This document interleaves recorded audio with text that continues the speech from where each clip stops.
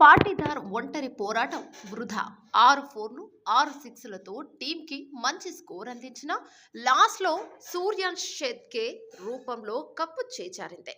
అయితే మొదటిలోనే మధ్యప్రదేశ్ టీంను 2 వికెట్లతో దెబ్బ కొట్టిన శార్దులా ఠాగూర్ మధ్యప్రదేశ్కు ఎక్కడా అవకాశం ఇవ్వలేదు. కానీ రజత్ పాటీదార్ మాత్రం ఎక్కడా తగ్గకుండా స్కోర్ బోర్డుని పరుగులు పెట్టించాడు. ఏకంగా 40 బంతుల్లో 80 పరుగులు చేసి టీంకి మంచి టార్గెట్ సెట్ చేశాడు. పృథ్వీ షా, రహానే, సూర్య, శ్రేయస్ అయ్యర్, శివం దూబే వంటి భారీ ప్లేయర్లని సైతం కట్టడి చేసిన పాటీదార్ సూర్యాన్ షెట్కే అనూహ్య బ్యాటింగ్ కు తలొగ్గక తప్పలేదు.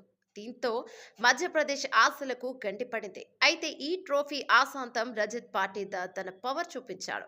ఆర్సీబీ తనపై పెట్టిన నమ్మకాన్ని నిలబెడుతూ ప్రతి మ్యాచ్లో చెలరేగిపోయాడు. అటు బ్యాటింగ్తోనూ ఇటు కెప్టెన్సీతోనూ టీం ఫైనల్కి చేర్చాడు. ఇక 14 ఏళ్ల తర్వాత మధ్యప్రదేశ్ టీం సెమీస్కి క్వాలిఫై అయ్యిందంటే ఈ ఆర్సీబీ సెన్సేషన్ ఎంత ఇంపాక్ట్ చూపించాడో అర్థమవుతుంది. ఫైనల్తో కలిపి 10 మ్యాచ్లు ఆడితే కేవలం 2 మ్యాచ్లు మాత్రమే ఓడిపోయింది. అంటే పాటీదార్ జట్టును ఏ విధంగా నడిపించాడో అర్థమవుతుంది.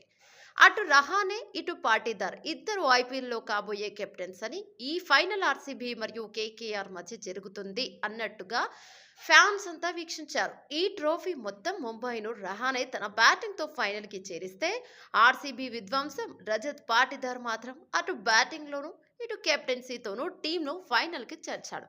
ఆర్సీబీ ఫ్యాన్స్ మాత్రం ఇది ఐపీఎల్ కు మంచి ప్రాక్టీస్ అని రజత్ పాటీదార్ చూపించిన ఆట తీరుకు ఫ్యాన్స్ అయిపోయామంటూ పాటీదార్ కు మద్దతు తెలుపుతున్నారు. ఈ విధంగానే చెలరేగి ఆర్సీబీని కూడా ఫైనల్ చేర్చాలి అని పాటీదార్ కు ఆల్ ది బెస్ట్ చెప్తున్నారు.